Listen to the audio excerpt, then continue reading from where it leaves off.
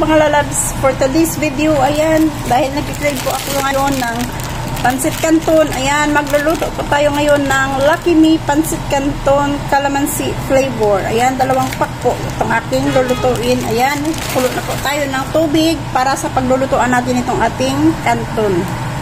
Ayan, kumukulo na po yung ating tubig. Lalagay na natin itong ating 2 pack ng Pancit Canton. Halo-halo po natin siya para mag-incorporate po yung water sa ating pansit. And then hahanguin ko na po ito sa tubig.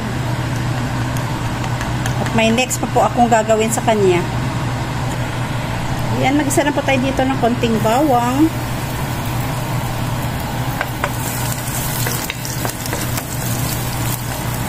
At itong ating bagu beans.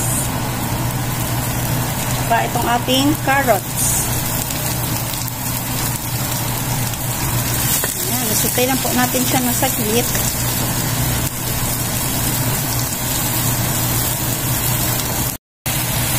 Ayan, kapag na-i-blanch na po natin itong ating gulay, yung ating seasoning, yan po yung ating magiging timpla sa ating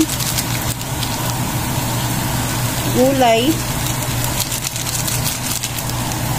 Tsaka itong kanyang soy sauce, tsaka yung oil, lalagay din po natin sa dito para ito yung magiging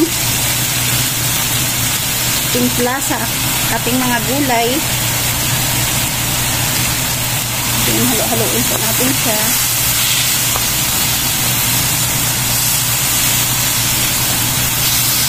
Next, ilagay na po natin itong ating iniwang pichay.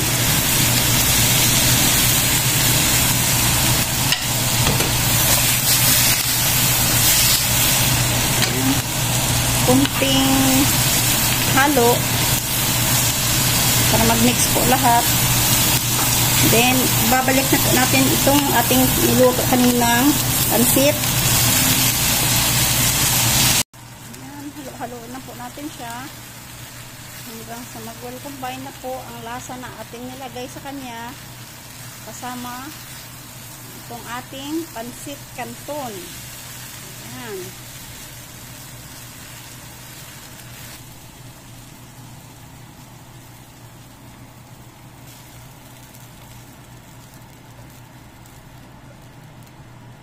Ito na po ang ating pinasarap at pinahealthing Pancit Canton. Ayan na siya.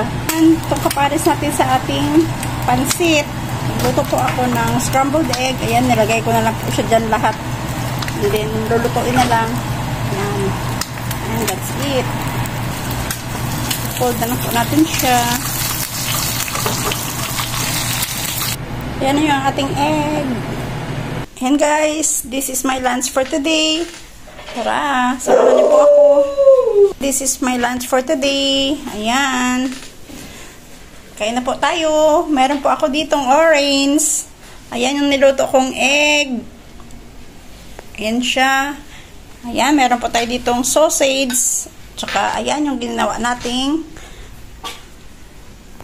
healthy Pancit Canton. Tsaka eto meron po ako ditong iced coffee. Ayan, napakasarap ng aking lunch for today.